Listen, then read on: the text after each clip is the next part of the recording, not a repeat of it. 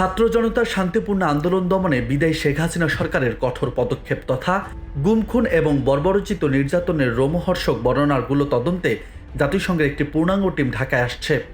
রাতে ৮ সদস্যের ওই টিমের ২ জন গুরুত্বপূর্ণ সদস্য বাংলাদেশে পৌঁছেছেন, বাকিরা পথে আছেন।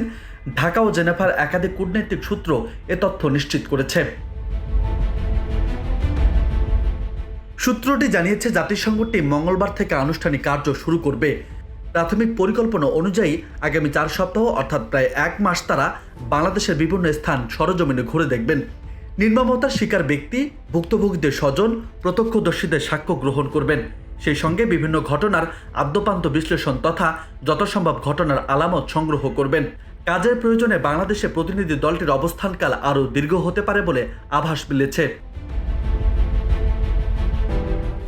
সূত্রের খবর অনুযায়ী অন্তর্বর্তীকালীন সরকারের দায়িত্বশীল প্রতিনিধি, ছাত্র জনতার প্রতিনিধি, আইন শৃঙ্খলা রক্ষাকারী বাহিনীর বর্তমান দায়িত্বপ্রাপ্ত কর্মকর্তা, দেশীয় অপরাধ বিশেষজ্ঞ এবং আইনজ্ঞদের সঙ্গে সফরকালে জাতিসংঘ টিমের সিরিজ আলোচনা হবে।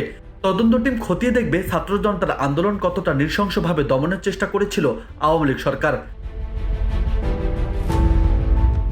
গত জুলাই ও আগস্টের শুরুর দিকে বাংলাদেশে ঘটে যাওয়া মানবাধিকার বিরোধী অপরাধ, বিচার বহির্ভূত হত্যাকাণ্ড সহ ১৫ ধরনের মানবাধিকার লঙ্ঘনের ঘটনা তদন্তের ম্যান্ডেট রয়েছে জাতিসংঘ টিমের।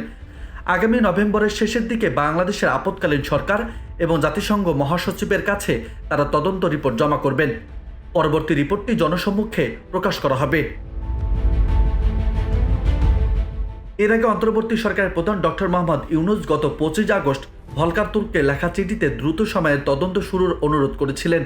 ডক্টর মোহাম্মদ ইউনূসের অনুরোধে জাতিসংঘ মানবাধিকার বিষয়ক হাই কমিশনার ভলকার তুর্ক তার নিজস্ব এখতিয়ারে অনুসন্ধান দল পাঠাচ্ছেন। রাজু আহমেদ, বার্তা 24।